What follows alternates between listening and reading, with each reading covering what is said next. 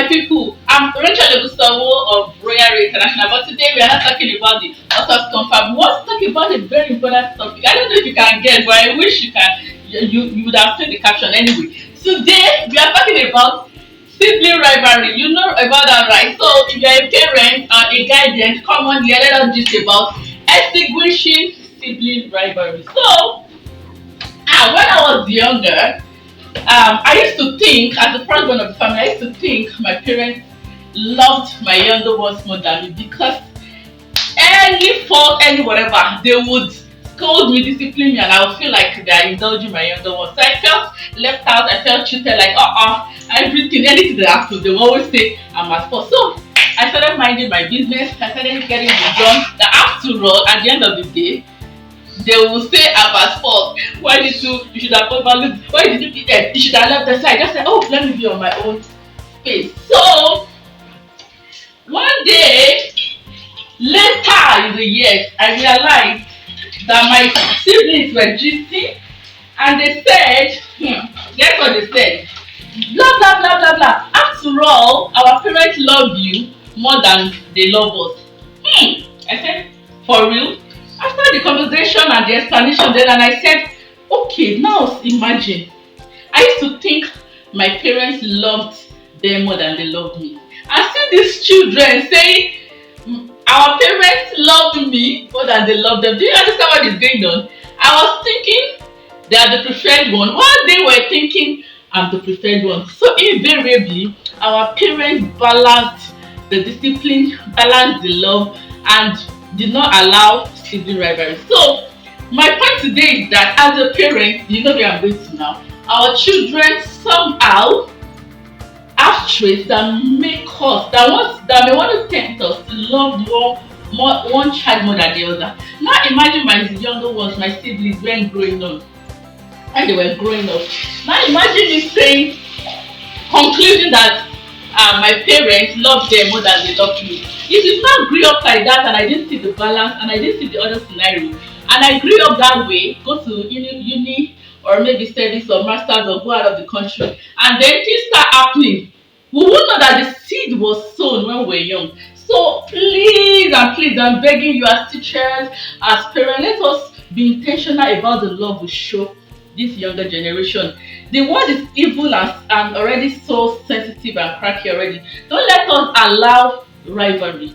As soon as we see rivalry, what should we do? Let us nip it in the bud. So let us talk about ways that you will not allow rivalry. Now, number one, make sure that you praise your children equally. Number two, make sure that you discipline your children equally. Don't allow or don't over pamper one child over the other. Number one. Number three, positive affirmation. When you are telling this person, good job, you are beautiful, you do your chores well, you are this, you are that, make sure that in a commensurate measure, you also praise child A, child B. So don't say, oh, because it's the only girl, it's the only boy, it's the last born, then you now over pamper them. Trust me, the other siblings, the other children are watching you. One number is, I think, number 5. You have to be very, very prayerful. Now, I know that it's normal that one child will be brilliant than the other, or one will be obedient, maybe respectful and all than the other. I know it's normal. But you have to make sure that you are doing whatever you are doing in the presence of the same children.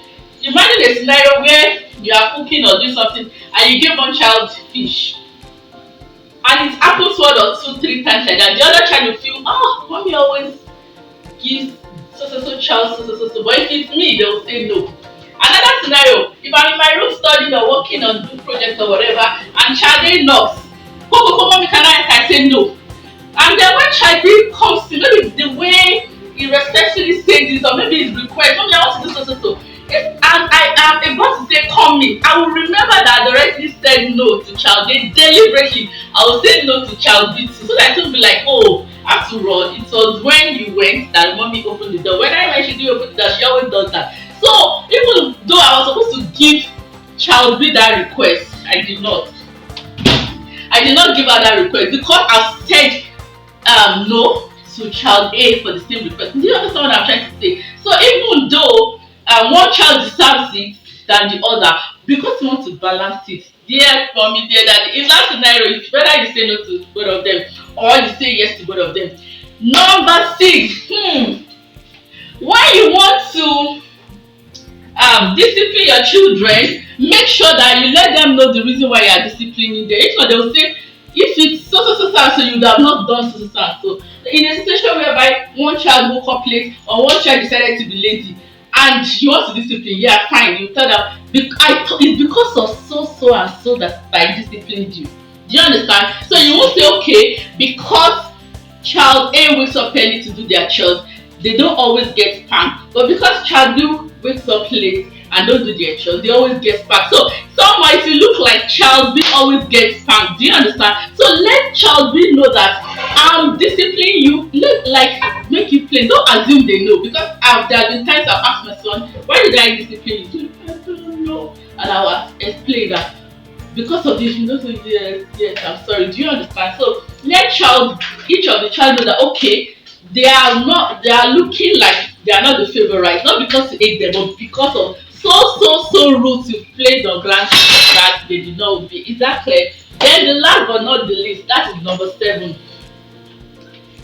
To make it balanced, make sure that there are times, it depends on the age group anyway, make sure that there are times where you will tell them, maybe they'll sit around you on your couch or maybe you'll be in the kitchen cooking together, or maybe when you are driving them to school, that you tell each of the children, they will yes, don't assume they know, they will yes their yes, they will look themselves in the face, look you in the face, say I love you children, but I don't like your so.